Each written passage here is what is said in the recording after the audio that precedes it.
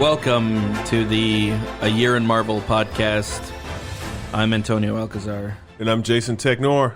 And we're here with another episode of WandaVision today. Yeah, another one. We're past the hump now. Technically, this was episode 5. And, well, technically there's the 9 episodes. It's 8 weeks. So we're now, past the hump point. Yeah, 9 episodes I feel like is a fair shake. I did hear some interesting things, though, and I'm not sure this is true. Who knows? Because it's Facebook talk, so that means it's a 25% chance of it being true. Yeah. That the last 3 episodes are going to be an hour long.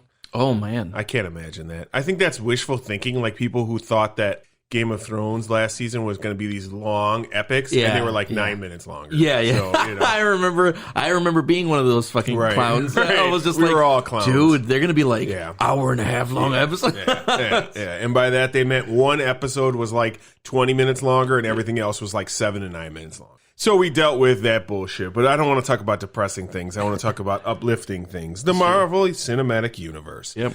So, do you want to get right into it? Yeah, man, let's jump in. Let's jump right in. All right, cold open on an 80s Family Tie style thing going on. Wanda and Vision are trying to deal with the twins. They're trying to get them to sleep. Wanda tries to use their magic on them, and it doesn't work. The neighbor comes by, small freak out when she asks if they should start over from the top. Vision notices something is wrong here, but can't put his finger quite on it. The kids instantly become 5 to 6-year-olds. Into a full Family Ties intro. I love this intro. What do you think of the intro? I thought it was. I mean, all these intros, man. Family Ties. Yeah, But what I'm saying is, all of these intros are home runs. Yeah. So far, I haven't liked or haven't disliked any. Like you pointed out, they're the Dewey Cox of the show, for sure. Right? Yeah, they're doing them so well. Right, exactly. Now we jump from that back into Monica. She's getting a medical review. She's sort of over the whole issue and wants to get back to work. Wu and Darcy are back. The director of S.W.O.R.D. explains the mission situation and starts to discuss the issues going on. Wu explains Wanda's backstory, and they really drive home how stupid the MCU version of her is. No funny nickname, no special parents. Monica attempts to explain how a terrorist isn't a terrorist and gets defensive when Captain Marvel is brought up. She's right only in the fact that it's not a political agenda, so technically Wanda's not a terrorist. We hear the story about how Wanda stole Vision's corpse against his own wishes. We cut back to WandaVision. The twins have brought home a dog. Vision notices some oddities going on.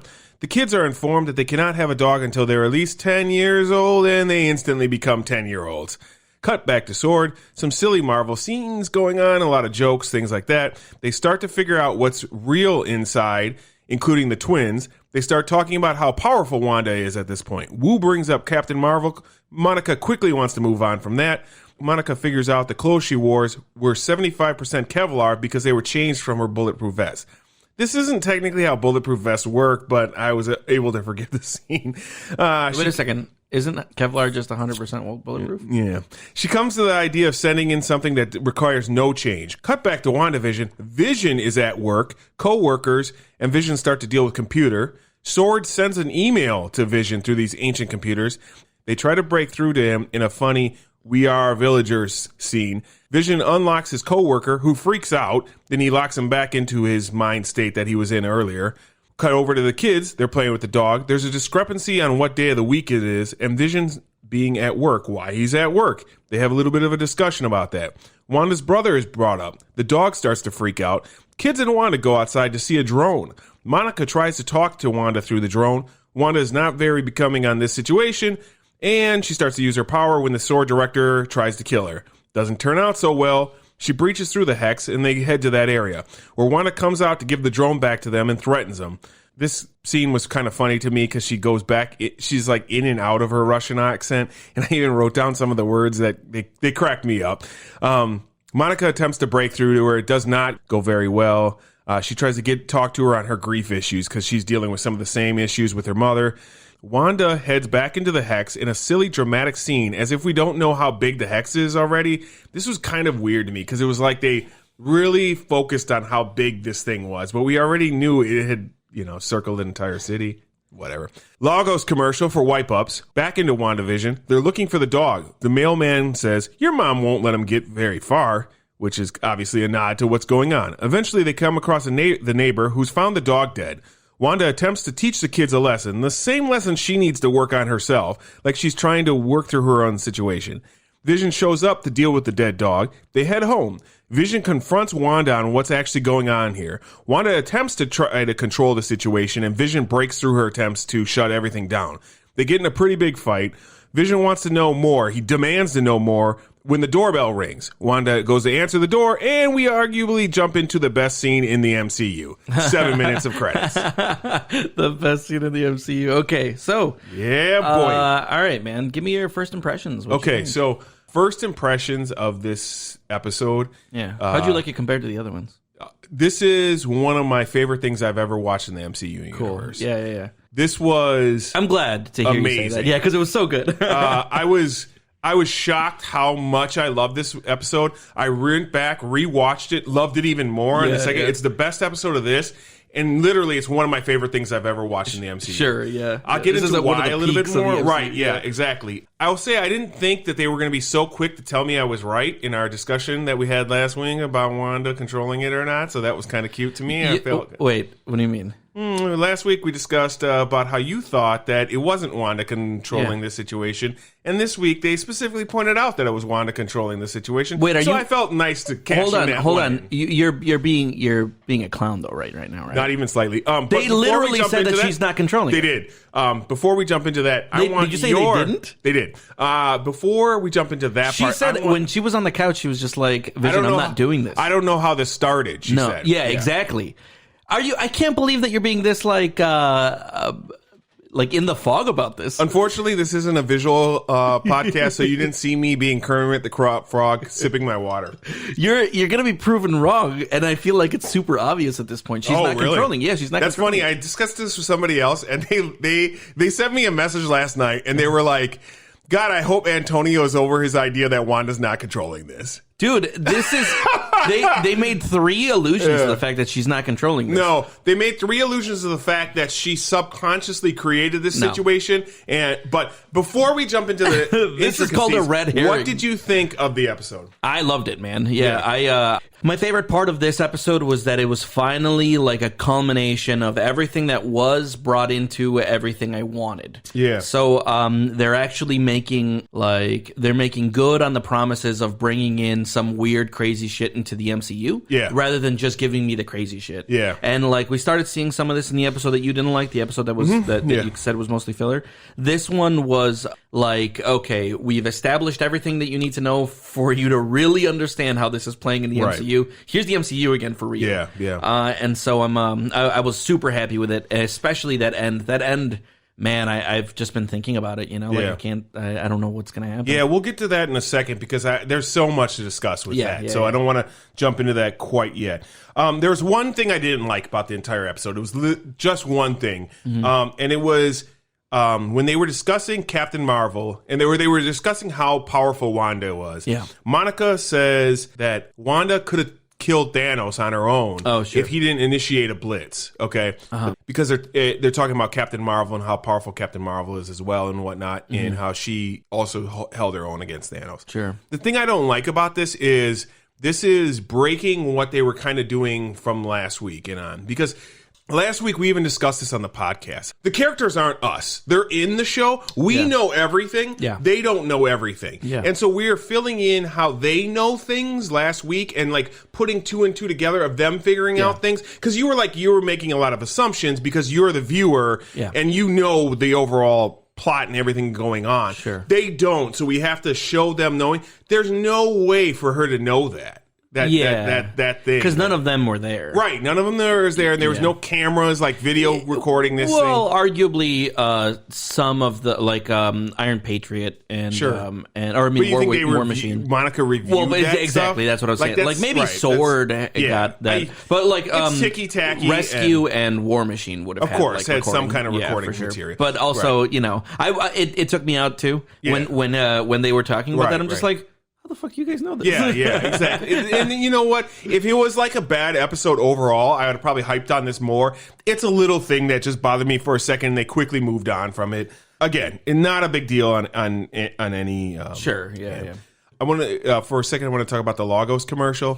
So clearly, these commercials are her like trigger points or her like, I don't want to say trigger words, but things that trigger her. The trauma moments. Right, Yeah, trauma sure. moments. Yeah, Thank you, exactly. Sure. Because we've had a Striker one. We've had the Iron Man one. We've had, or the Stark Industries. The Stark Industries one was now looking back, seeing them as trauma moments. Yeah. That first one was a toaster with a blinking red light, and it was just blinking, and they were just kind of waiting. Yeah. And that was like, absolutely. You know, like that was when she was in that room with Pietro, just watching that bomb not exploding. Right. And then the Stryker one, and the, you know, like every single one of them has been like something that have been traumatic situations to her, right? Because to be honest, I had forgotten what Lagos was for a second, so I actually looked it up, and it was like, oh, that's that city. So let me make sure that that's the city from Civil War where she blows up blows up the building when Crossbones has the the bomb on him. Yeah. And technically she saves people, but it also kills people by hitting. Well, she technically saved Captain America and the people on the ground, right? But really, the only person she was saving was Captain America, because I mean that's a trolley experiment, you know. Like, exactly. Like, who do you?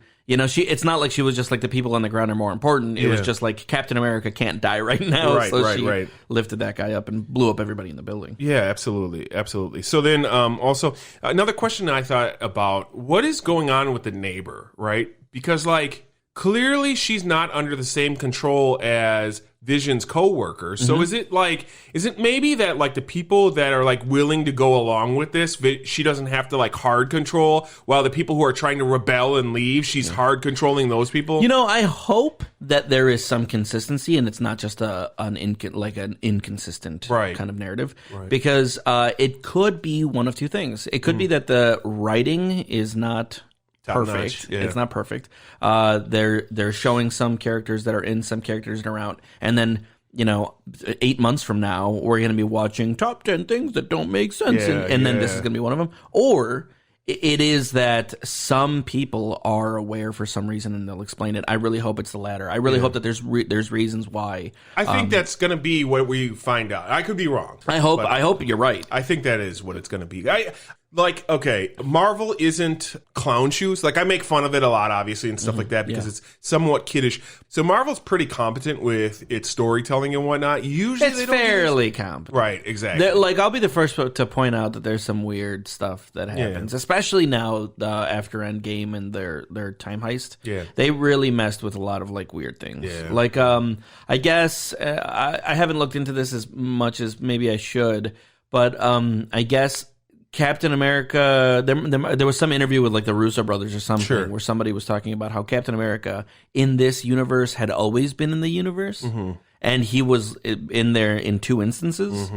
I've seen this silly, and that he was Agent Carter, like the new Agent Carter, the blonde Agent Carter, hit her uncle, and that they made out, and he knew, you know, that's terrible. So there's a lot of like that time heist, kind of whether it's canon or not canon, that he was always around. It threw a lot of little wrenches, you know, sprinkled wrenches all over the place. And so while I hate stuff like that, but while I agree that most Marvel is fine, they have kind of stepped on their toes. It would just be weird that in the same episode that we see clearly this woman, the neighbor, there's another thing. She wasn't one of the people brought up on S.H.I.E.L.D.'s little screen, but I want to put that there. It's clear in this episode she's not controlled the same way that Vision's co-worker is controlled in the same episode. So there's definitely, I think, I'd be super surprised if it was that shitty. Right? Exactly. This is not. I don't expect high-end HBO, but I still expect more than like ABC or something like that, where it's going to be kind of clumsy. Sure. So and she really seems like she's like very aware. Right. Like well, I mean, she points out, she's like, do you want to start over? You want to take it from the top? You know, like we screwed up here. Like, okay, right. So. And she's super cool with all the weird shit that's happening. You know, like when the kids age, she doesn't even like bat an eye. Right. You know, like she's there for it. Right. She makes a joke. She's like, well, I hope this dog stays the same size or whatever. Like, okay. That was.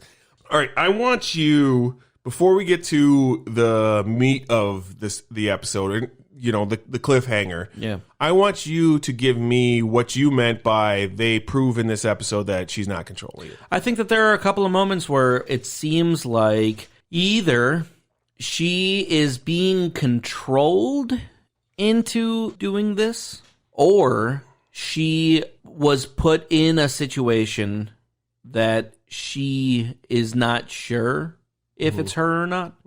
But I think that there are a couple of things that show that it's not her. One, she has no control over her kids. There's going to be you're in an uphill battle here because I get it. I got evidence coming. Okay, so one, she's not in control over her kids. You know, like she was trying to get them to stop crying, they wouldn't stop crying. You know, like they're aging themselves, and she doesn't want them. But she does stop them from growing again. She just asks them to not grow themselves. Right. She and you could say this is a subconscious thing or whatever. And I agree, there's a possibility.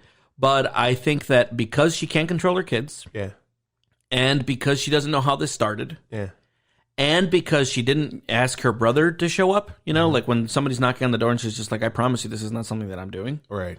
And she like talks about, she's just like, I don't, you know, like I'm not controlling everybody, you know, like there's no way I'm not making sure that everybody gets to work on time. This is a like beyond her. I think that this is going to be a thing that somebody created that she is a part of and enjoying, maybe, that she woke up into and said, yeah, I'm just going to run with this. But I still fundamentally don't think that it was her. I don't think that this is her. I warned my friend when we discussed this. I go, I will bet you right now, and I want to thank you. I will bet you right now he's going to double down. I'm doubling down. I know you are. Sure, yeah. Even though all the evidence we saw this episode was that she's controlling. Sure, and okay. I'll now lay out. There was a lot of I hear. First of all, the coworker. He doesn't say he says specifically she's doing this to us. You're the only one who can stop her. Like, please, you have to stop her. Okay. She's in his mind, not anybody else. Could be the witch lady. It could be. It could be the neighbor. So when she said she, then the next thing, she's able to break the hex when she wants to. We're going to call it the hex. Well, yeah, because that's what they call it. But she can, and she's like in her Scarlet Witch outfit when she's out of there, and then goes right back in, and then does. I'm not saying she's not powerful. Saying like, I have everything I want, you know. Yeah, she does. So there's no evidence that somebody else is doing this to her. Because she's they even drive home. She's like one of the most powerful people. She's the most powerful Avenger. Sure. Okay, besides maybe Captain Marvel. I mean, you could have that argument. Sure. They're both created from the stone, so that's important, right? But it's like I am mind blown that you're still like. So let me give you a possibility, right? I'm not telling you that this is what it's going to be. I'm not even saying that this is my prediction, but here's a possibility, right? So let's say that the neighbor, you know, the one that keeps coming over, she made it. Right? Let's say that she made it. She is like, do you want to take it from the top and all that? Not because she looks nervous. Hold on, not because she's in control, but because she is using this for some other reason and wants to keep Wanda happy, right? So she's just asking her how she wants to proceed. But let's say that she's the one that's making it. Okay. Wanda is powerful. Way more powerful than she need to be controlled, but able to be appeased by this creation of a fake scenario that appeases her, right? Okay. So what I'm saying is, what if, you know, somebody's making this for her, and she's too strong to be controlled? So yes, she can come in and out at will, but she's not in control of it, and I feel like they dropped enough for that to be at least a possibility. So it's not that I'm doubling down and saying you're absolutely fucking wrong. I say that my position is still insanely valid, and we'll see. We'll see over the course of the next think your position is insanely valid because you hold it, but I don't think most people listening are going to agree with me. We'll see, man. Because it's just there's been too many pieces of evidence. I'll tell you what, I'm still really excited to be able to prove you wrong. I don't feel like I think this is a Dark Phoenix into the corner. I feel like maybe I'm not on the surest foot anymore. Yeah. Like I'm on a back foot, but I'm not like up against the corner getting hit. I'm still thinking that this is going to turn around. I feel like I feel like what we could be seeing is a Dark Phoenix situation where she has subconscious power that's way more powerful, or when her power is out of control, this is what is created. And I don't know. I don't know exactly, but I would be surprised. Let me talk about some things. Let's get into the next thing, and then we'll circle back to this, because there's important things I want to bring up that when we circle back, it will make more sense how I'm feeling right now. Okay. All right. So how familiar are you with House of M? I'm fairly familiar with House of M. Okay. Yeah. So it's, for those not familiar with it, it's basically a storyline they did in, I believe, 2005, 2006, where Wanda loses her kids, and through her Grief. and depression and whatnot, she creates a new universe. And in this new universe, Magneto is insanely powerful. Everybody gets what they want. Yes, exactly. Everybody has what they want. Spider-Man's married to Mary Jane. Everybody on the planet gets what they want. Everybody has what they want. Hawkeye is brought back to life. Importantly, we'll get into that in a second. And there's eventually certain characters start to catch on there's something wrong, and they start to break through it, and they, correct the situation. And importantly with this, Marvel is keen on taking storylines and manipulating them into the MCU. Sure, right? Changing them a bit. Yeah, exactly. Civil War, Infinity War, right? Like those are the two that are like the biggest ones off the top of my head because they really doctored a lot for Civil War. Oh, yeah. They changed it entirely. They just used the names. Right. And then it was a conflict, and Iron Man and Captain America were two of the pinnacles on each side of it, right? Because that was, their whole, like that one scene where he's got the shield up and he's blasting that straight from the comic book, fight. So, they took very little from that. Right. Yeah. They just took the essence of it. And so Infinity War was still Thanos on his quest to do his Infinity Gauntlet stuff, but they completely manipulated not only his reasoning, but like some of the main characters in it too. Because I remember thinking to myself, they're definitely going to have to do something with the Guardians 2 storyline to bring Adam Warlock into this story, but they clearly replaced that. Captain Marvel kind of took that place, right? The equally powerful guy. And man, would his reasoning have been so much better. Yeah, we talked about this before. I don't if it had been like some celestial shit like that. So I see them borrowing ideas from House of M because Hawkeye is clearly a combination. They've clearly broken Hawkeye's character to be both like a bit of Vision and a bit of Pietro, although Pietro is also kind of like her children story, like brought into that because that's the main reason she breaks into this thing, the losing of their two kids, just like she lost Vision and her brother, and created this world where they're getting everything they want, or she's specifically getting everything she wants, and Vision is getting everything he wants, kind of, but he's breaking through that, just like in House of M, Wolverine and a few others break through it, and they realize.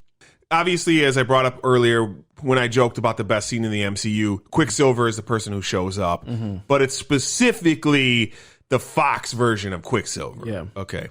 So the only regret I have is you even telling me that Quicksilver, the actor, was going to show up, because I would have had no guess. Like, I would have probably put two and two together as she's like stunned. Sure. But like, when she opened the door, you probably would have fallen out of your chair. Yeah, I would have probably been even more shocked. But as soon as she was like kind of stunned, I was like, oh yeah, okay, it's gonna be Fox Quicksilver, which is cool. Then I got wild. Let me be honest. I got wild, and I was like, oh fuck, it's gonna be Magneto's gonna show up, and Professor X is gonna show up, and they're gonna be fast tracking the mutants into this world here. And then I was like, let me check myself. Sure, that's not gonna happen.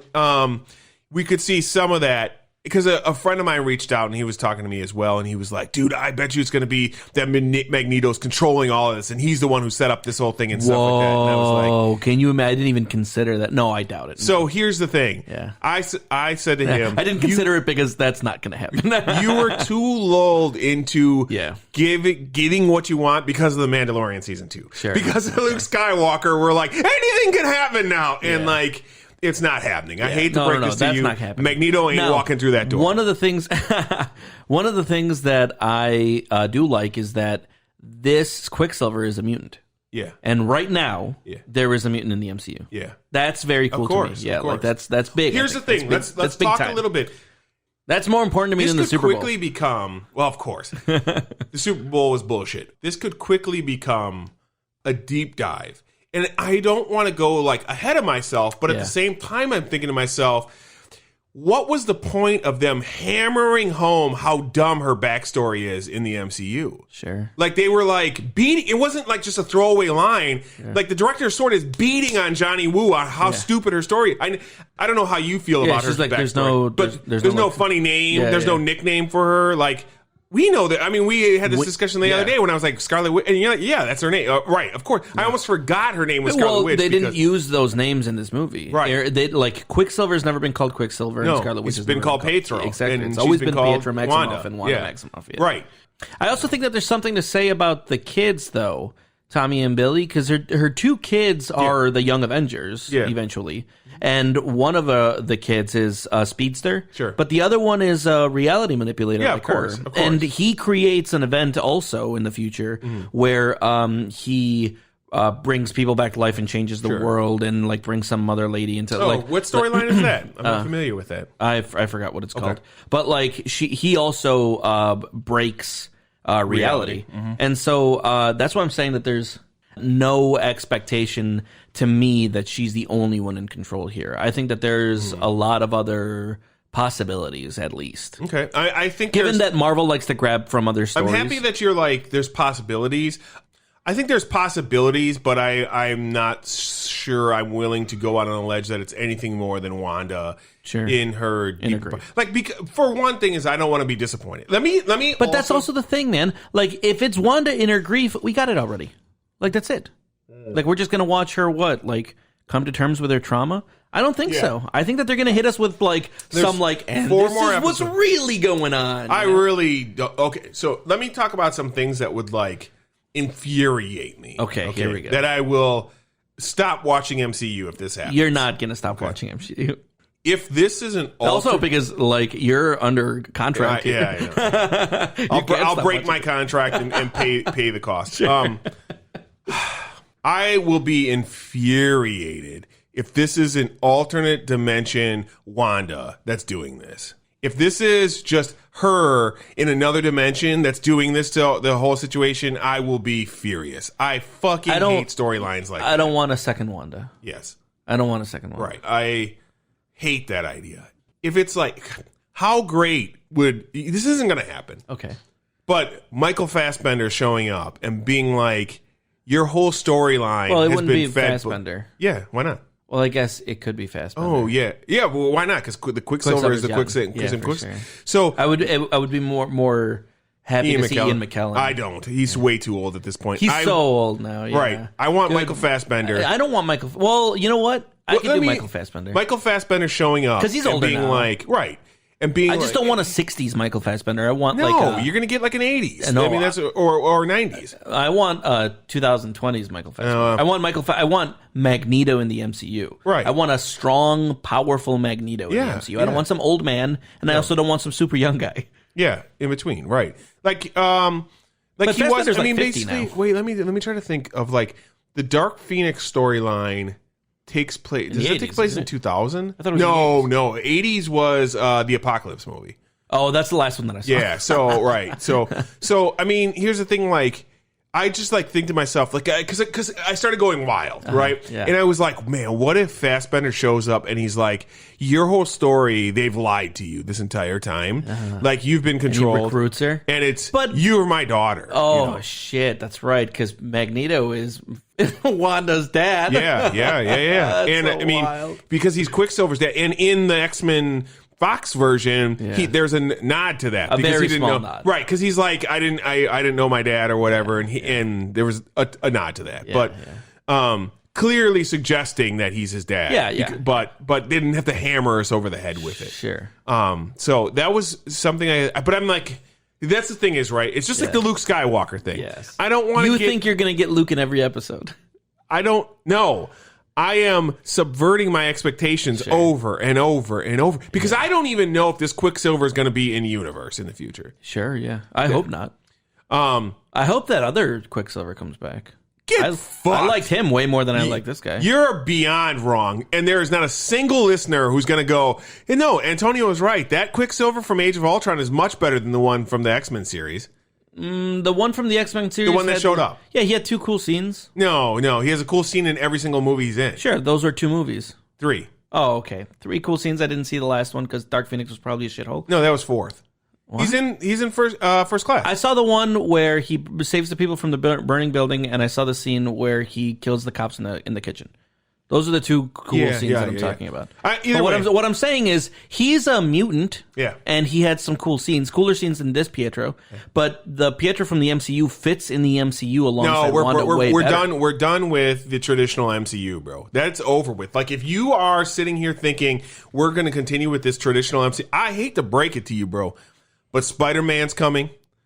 Madness of the Multiverse is coming. That's over with, bro. It is now limitless possibilities. Yeah, but it's also like I expect it to be someone like what the 616 universe is, or the Ultimates universe is, where they have breaks in universe from time to time, and a character or two will come in for an arc. But mostly those characters don't exist in that universe. It's not like in the 616 universe you've got but this like Marvel Zombies the whole time. But I know what I'm saying is it's gonna stay consistent. They just are gonna have temporary breaks like they do in the comics. No, man, I'm telling you, I think they're setting up for the new universe. And in the new universe, it's just going to be bonkers, bananas, everything goes? Yeah. You're crazy, dude. Okay, no, man. No, there's no way. I'm telling you. I hope you're wrong, because one of the things you're going to love it. You're going to love it. Here's the thing is, like, you right now are like, you don't like the idea because you don't understand how it's going to be delivered to you. But once it's delivered to you, you're going to look back. You're going to go, be like Disney World. I don't know if I like this. Crazy. And then you're going to watch it, and then you're going to be like, it was okay. And then you're going to go back and watch it, and we're going to do a podcast, and you're going to, I fucking loved it. It's going to happen. I like the atmosphere of it all, man. I like this. If they break the atmosphere too much, it's going to be lame. Like, one of the things that I liked about this was when Pietro showed up, right? He showed up and it was just like, oh, what's going to happen? I loved that about it. But it definitely he doesn't feel like he fits in that universe. When he walked in, I was just like, this guy is a foreigner to this universe. It felt different. I don't know if I'm willing to accept. You're the only one. Shit tons of people. You're the only one. I talked to quite a few people about this, and they were just like, bring everything mutants. Like, bring it in. I want everything now. I'm down for everything mutants, but don't give me the same Fox shit. It wasn't working for Fox. Why would you bring it into this? We're not going to discuss your silliness right now. It wasn't working for Fox, dude. Did you like the Phoenix movie? It clearly worked. It worked for 2 movies. It clearly worked until Fox was like, we just care about the money. We just want the money back. That was day one. And when they did the soft reboot into First Class and Days of Future Past, right, that was some of the best comic book stuff that's been done. You're fucking high, so dude. You could easily... First Class was okay because it had a good Professor X and a good Magneto. Nothing else in that movie was good. All those Young Mutants, all of that shit was garbage. That entire movie was carried by 2 actors, and while I agree that those 2 actors made that seem very cool, everything else in that movie was bad, and it proceeded. Incorrect. Every one of those movies. Both those 2 films were outstanding, and we've discussed this before. Days of Future Past is considered better than most of the MCU, so I don't care. And I know you're like, I don't believe that, and I'm not going to live with that. It doesn't matter, bro. Like, I'm going to tell you something. I don't believe that, and I'm not going to live with that. I know. But nonetheless, I'm fine with it. I want to talk a little bit about... I don't want to go too deep into this conspiracies and theories and stuff like that, because we're going to get it delivered at some point in time. But I still want to hear your speculation. Yes, of course. So, Sword director, clearly not evil. I know we talked about that once before. Inept maybe, but not evil. Right. Clearly, a worse version of General Ross, probably. Sure, yeah. Somewhere in that area, like the Civil War General Just Ross. a hard-ass military dude. Right. That's like, I want to be in control of the situation. Yeah. I don't think he's going to be a... Robert Redford level traitor. No. I think that he's just like... Well, Robert Redford was like a part of Hydra, right? Exactly, yeah. So I think he's just like a... you're right, like a General Ross kind of guy. Yeah. So he's just like in it for himself. I'm going to do this my fucking way. I don't trust you guys. So that's the thing is... the Vision stuff, I want to breach into that for a second. This is like when I was like, this is one of my favorite things I've watched in the MCU. I want to make it clear. This is not my love of Fox Mutants and the possibility of Fox Mutants. That's not what I meant. I love that part. Man, I hope that doesn't happen. The thing, Fox it's going to happen. So, the Fox movies were great. I think that with Vision, this is what I'm talking about, okay? Vision's progression throughout this episode and where he ends at was like amazing to me. So cool. Yeah. Watching him like when break he's it like, down.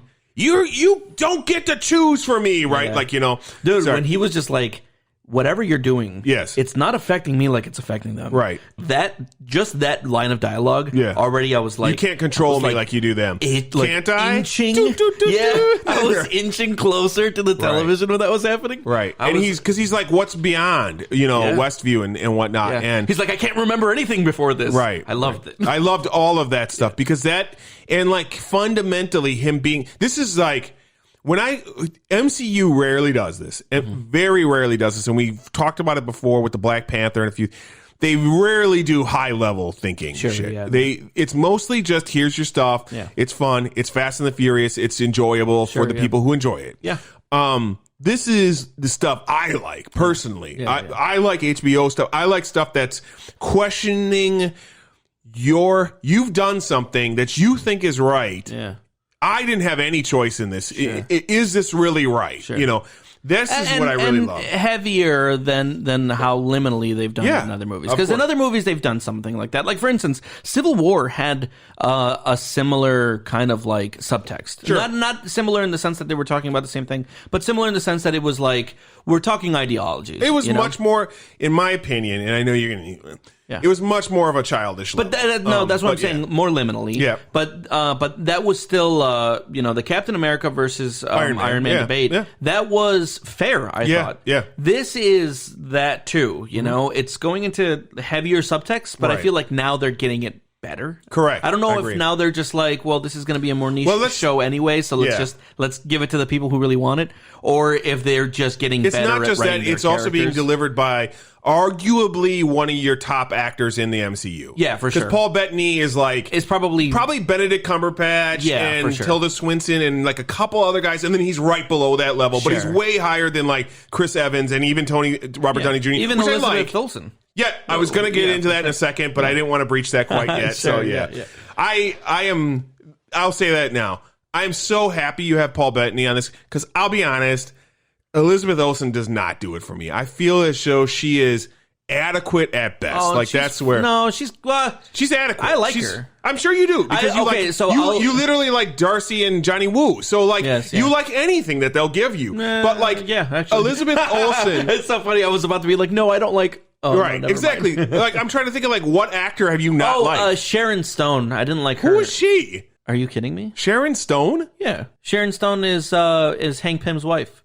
Oh my god! No. Yeah, when she came back from that's not Sharon Stone, is it? I thought that was Michelle Pfeiffer. Michelle Pfeiffer. Yes. Right. Yeah. I thought she was fine. Michelle Pfeiffer. That's definitely not Sharon Stone. Yeah. I didn't like Michelle Pfeiffer. I thought she was okay in that scene. Sure. Or in that movie. One, I didn't like. I feel like either she was phoning it in or she was just like. And Lawrence Fishburne was terrible in that movie too. Lawrence Fishburne had a bad character in that movie. Yeah, for sure. And even what's her name wasn't very good. Ghost wasn't very great. She was okay. A lot of the supporting characters in that movie weren't written great, except for that shit-eating fucking Southern guy. My favorite guy. Yeah, he's pretty. He was fine. Fuck, what is his name now? I can't remember his name. But like what I'm saying is, there have been some actors where like I'm just like, this was a miss for me. Yeah. But Elizabeth Olsen is far from that. Yeah. I feel like she's is like a character who is. Let's say I agree with you that she's perfectly. She's acceptable. She's perfectly serviceable. But I would say that she leans in the good from a point of perfectly serviceable. I think that she's perfectly serviceable, but on the good side of that. I think she is. I'm not like annoyed by how perfectly serviceable she is. I'm happy with how perfectly serviceable. I have a little bit of a higher bar than you do. Clearly, when it comes to this stuff, I think she is.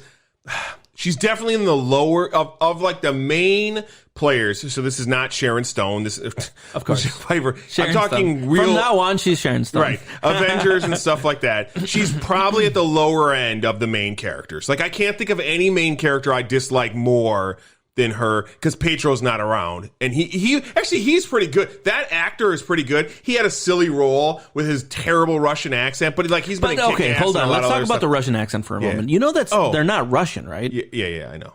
Like I mean, that's like Ukrainians still sound like Russian. Yeah, but like they're not Ukrainian either. I mean, they're like, aren't they just like north of Afghanistan is where that's supposed to be? They're from Sokovia.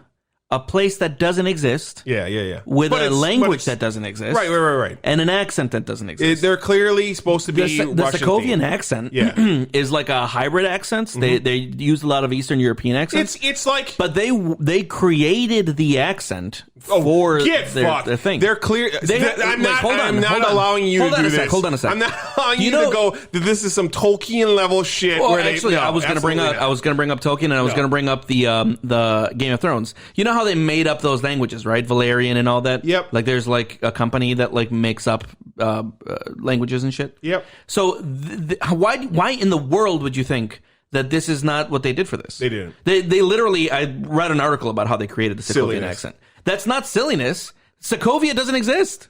It is clearly just a combination. It's like a combination of a lot of Eastern European accents. You know what it is? No, it's not even that. And it sounds weird because it's not real. You've never heard it before because it's not real. I'll tell you exactly what it is. But it's consistent. It's Eastern Bloc Poland.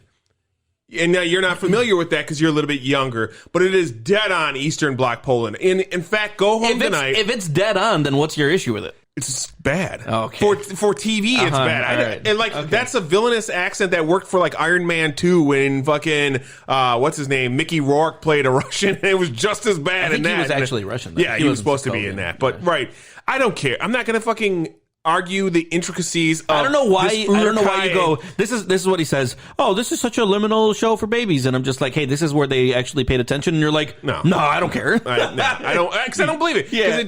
Because in Tolkien's, if you want to compare it to like what the fuck, Game of Thrones, with the Valerian accent. The Valerian, right, or the Dothraki, sure, right. The Dothraki was like, an accent you never heard that was well done. Which Dothraki actually talked English? What? Which Dothraki spoke English? Khal Drogo.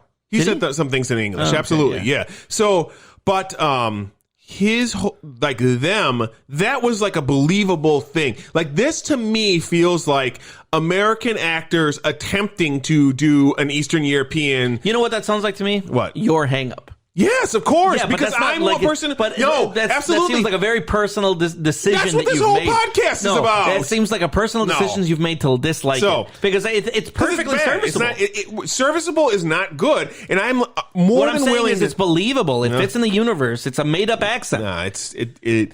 Why would you hang up? Why would you get hung up on the fact that a made up accent doesn't sound real? And what's worse is Marvel is so based in the Earth, right? Like that's DC's thing of like creating their own places and stuff like that. Marvel is Earth. Like Spider-Man is from New York, dude. Like this is not silliness being made. Okay. Anyways, Marvel also makes up planets, so I don't know what you're talking about. Let me ask a question, okay? And I had this discussion, and I guarantee you'll disagree with me, and I don't care. Okay. And I was thinking about this as lately, these last few days, I've been watching more Marvel stuff. I've been rewatching movies. I rewatched Civil War. I rewatched Captain Marvel, which I got to say, I enjoyed Captain Marvel quite a bit rewatching it. Yeah, and the rewatch it's a little better. Yeah. It's still in like the middle, but I would consider it middle tier Marvel. Me too. I would consider it middle tier Marvel. Yeah. Civil War is slightly higher than middle tier for me. Okay, so on a rewatch. Slightly higher than middle tier. It's got some fall down parts that annoy me that if they were taken out or cut back a little bit, I would have liked it. It would probably be in the top 10 for me or so. It's still probably like 12 or 13 because there's 23 movies. So one thing I noticed that really irritates me with Marvel. Okay. And it is noticeably different. Their action is all the same. And by that I mean Captain America fights the same as Iron Man, fights the same as Hulk, fights the same as every other character. And this is noticeably different than their rival DC Universe. Where in the DC Universe, if you rewatch that garbage shit pile of Justice League, Batman clearly has less force, less fight behind him than Superman, less movement behind him than Superman.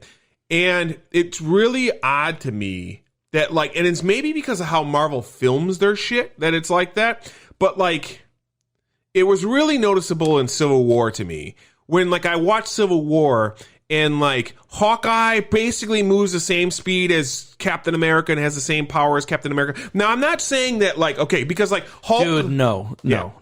Okay. Captain America, when he kicks people, they fly across the fucking room. Yeah. When Hawkeye kicks people, they're not flying across the fucking room. No. And In fact, and there's when a scene- Black Widow rewatched hurts it. people, they're like they might like It's the same are power. lifted up It's- their feet or whatever. Yeah. But have you look That's at the beginning this is the of one which thing one's Winter Soldier? Yeah. When Captain America infiltrates that boat. Yeah. When he's punching people, they're flying. Yeah, they're stronger the than fucking he's stronger room. Than, no. It's either way.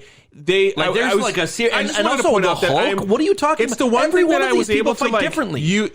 to notice and give a little bit of a nod. It's the only nod I give to DC in general is their ability to display superhero powers is so much better than Marvel. Like Superman's ability to hit super speed and like Flash's ability to hit super speed as opposed to the other guys is so much better than Marvel. It's the one thing I'm going to give a nod to because I was discussing it a bunch with another person. And why that is, like Marvel is just not able to fully capture the differences of power level to me. And now I'm not saying that like clearly the Hulk is more powerful than Captain America. It's not even more powerful. They move different, man. No, definitely not. The Hulk is always like picking people up and slamming against like buildings and shit, like picking up by their feet and wiping them around. That nobody else. Actually, so here's like the thing. Here's the thing. You're right. In the first phase, they did it very good. Because if you watch like the Avengers, in the Avengers, the Hulk is clearly much more super powerful than Captain America, for instance. Like he punches that fucking flying thing and crashes it. Okay, Captain America is way more lower power level. You have like this like power level thing where it's like Cap, Iron Man with his suit, Thor, Hulk, and you have this power level difference throughout. And as the films move on, Thor is literally lightning people to death in giant lightning explosions. Okay, and you're saying that they're fighting the same. Okay, that's not. Were you? All right. So as the phases move on, it gets more and more egregious to the point where we get to Endgame, and everybody's the same power level in Endgame. They are all. I mean, the only person who's more powerful in Endgame is clearly like the Scarlet Witch and Captain Marvel and Thor. No, but it's even more egregious in Infinity War. In Infinity War, Captain America holds up Thanos. Thanos has the power of the fucking gauntlet. Dude, for half of a second. Like, Thanos just kind of... Thanos looked at him and went, oh, that's weird, and then knocked his ass out. Dude, he fucking bitch slaps Black Panther, and Black Panther's just as powerful as Captain America. No, hold on. I think you're reading that moment wrong. Because when he went to go punch Captain America, and Captain America held his hand... Yeah. I don't think he held... Hold on. I don't think he held his hand. I think that Thanos threw a punch and was just like momentarily surprised at how strong this guy was. Sure. Because he was just like, oh, that's weird. But then he just picked him up and slapped the shit out of him. Yeah. He wasn't like challenged by Captain America. I think it was just a momentary like, that's stronger than I expected. Okay. I think it was just a nod to like Captain America's tenacity, but it wasn't like saying Captain America's a super strong guy. It's definitely one thing that I've noticed. I think where they really did that was when Captain Marvel was fighting him. Yeah. When Captain Marvel was fighting him. Yeah, but that's what I'm saying. That's when he was just like challenged by somebody. Yeah. Whereas but he didn't have the gauntlet at that point. He did. He had the gauntlet with all of the coin. You're right. Yeah, and then he peeled off the power and punched her in the face. Yeah. Great scene. All right. I actually love that. So that's that was something I just noticed that it's. I want everybody to know that I think that he was really wrong in everything that he just said. Yeah, because you're a Marvel fanboy. No, because you're a Marvel fanboy, and that's fine. There's nothing wrong. You can just dismiss my point of view because I like Marvel. If this was a video podcast, I would stop and show you scenes that I thought were egregious throughout the Marvel universe because there's just not the correct power level difference between the different characters, which is fine. It's fine. Again, this is a small thing that I have to I don't know, have a personal issue with. I think I don't think you're wrong. And that's fine. Okay. Like when Spider-Man was fighting Bucky, and Bucky threw a punch with his fucking metal hand. Yeah. And Spider-Man just caught it and just looked at it and twisted his arm up, and Bucky was just like, what the fuck is happening? Like, I feel like there's clear differences, and that was Civil War. That's not phase one. I think I am mischaracterizing what you're talking about? I'm carrying out this discussion in an incorrect way. I am not phrasing this as perfectly as I'd like to. Because I'm saying that the action is too similar between that's a better way to put it. Their fighting styles are all too the same. The action of them fighting is too similar. But the reason that I disagree with that is because Spider-Man fights a lot with his webs. Sure. And everything he's doing. But the way they film it is the exact same. The way they film how the Hulk fights versus how Spider-Man fights versus how anybody else fights is filmed the exact same. Because Marvel has a way of, they're going to film it, and this is how it is, and this is the action scene, okay? Okay. I think I'm maybe following. You maybe should watch DC. I'm DC saying film. every DC movie except for 1984. When I rewatch Justice League, and I went back to watch some of the scenes again. They have a way of filming that I'm actually going to give Snyder a little nod for, that he films the superpowers better, in my opinion. Different. All of them are filmed differently. Correct. Yeah. That's like you're right, because when Superman is like speeding around, punching everybody in the fucking face and shit, it is way different than when Batman's beating up people in a warehouse. Yes, it's exactly. Totally Thank different. you. You have helped me articulate exactly what I'm trying to say. I see what you're saying. And it's, again, it's not good or bad. Sure. Or, I'm not saying Marvel's bad at how they create their action. Their action is clearly, we both enjoy it. Like, I think people like to listen to this and think like we are miles away from how we feel with Marvel and stuff like that, when we are much more similar with, like, both of us enjoy this. He enjoys it a little bit different. I enjoy it a little bit different for what it is. And we both enjoy these films. I agree. Yeah. There was a little bit more of like a difference, I think, before. And you're right. Because when they showed the Hulk, there was a lot more movement. Right, yes. And more erratic. The way he would jump away would be like an erratic. Because I think about like in Avengers where he jumps to the fucking, he's like, Hulk smash or whatever, you know, and he's jumping from building to building, and it's very erratic in his movement and whatnot. And so, because it should be. Because he's moving around so fast. He's a monster that's just jumping around and shit like that. I agree. I agree with you on that. But, okay. No, not a big deal. So, anyways, what do you think we're gonna get in this next episode? Oh, I have no idea. Yeah, man. I have no idea. I can't wait. I'm counting down till Friday. The thing that I want that I'm looking out for is who's actually controlling it. Sure. And apart from that, Marvel, just give me what's next. Stuff. Yeah, give me what's next. I'm very much in the same mode right now. Like, this is like a very enjoyable Marvel show to me. I'm very enthusiastic, and I'm even more enthusiastic to see where this world goes, like this building of TV shows. Because this weekend, you know me, I don't watch trailers at all. Yep. But you were watching the Super Bowl. I was watching the Super Bowl, so it happened to have Falcon Winter Soldier preview, and I was just like, that was like a minute-long trailer. Yeah, man, I loved it. Yeah, of course, I love it. So I'm definitely looking forward to that. That fucking show looks so good, dude. Yeah, and Baron Zemo, like, I was pretty tepid on Baron Zemo. I remember. We talked for a second. And then I saw this trailer, I'm just like, of course I'm going to fucking love Baron Zemo. Right, exactly. Like, this is Baron Zemo proper, so I'm very much looking forward to that. So is this show going to be, to break from Wanda for a second, this show is going to be like Falcon stepping into the Captain America role? Is that kind of the idea except for Captain America he didn't sign the Sokovia Accords, and neither did Falcon. Yeah. So they're outside of the law doing this, and there is a new Captain America substitute now. There's a person that the people who like the nation. Is this this is all taking place after Endgame, right? Yeah. Okay, cool. So like the idea is that Falcon is like obviously taking up the mantle of Captain America because Captain America told him to take up his mantle. Yeah. But the government has created a new Captain Iron America. Patriot kind of character. Yeah, exactly. Yeah. So like, so they're working outside the law, and there's a guy working in the law. I got to give you a little, not even props. I'm going to say like, I'm starting to dig like the world build that they've done here recently, because like, for me, before these were movies, and they're still movies, but like the carryover is more noticeable to me. Like, before, it was just like, in my opinion, the world they were building was a world to build to get to phase to what do they call the phase 4 now? But what do they call like the Avenger film that like completes the phase?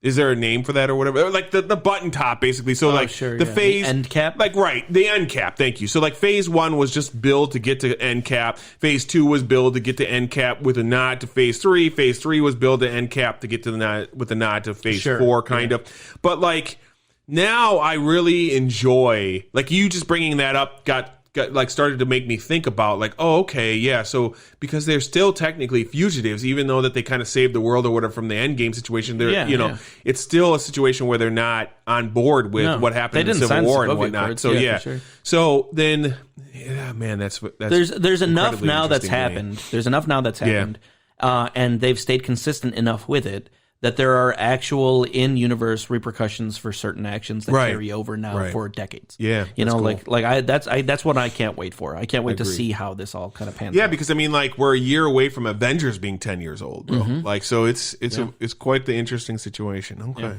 good. All right, man. Yeah, I'm looking forward to hopefully this show just stays at. I don't know if it can stay as high level, but I'm hoping it does. Yeah. All right. So, that was this episode. I hope everybody enjoyed it. This went a little long, but maybe we'll just have longer episodes if they keep inspiring us. Yeah, if they're good, the better they are, the more they give us, the more we'll talk about. See you next week, everybody.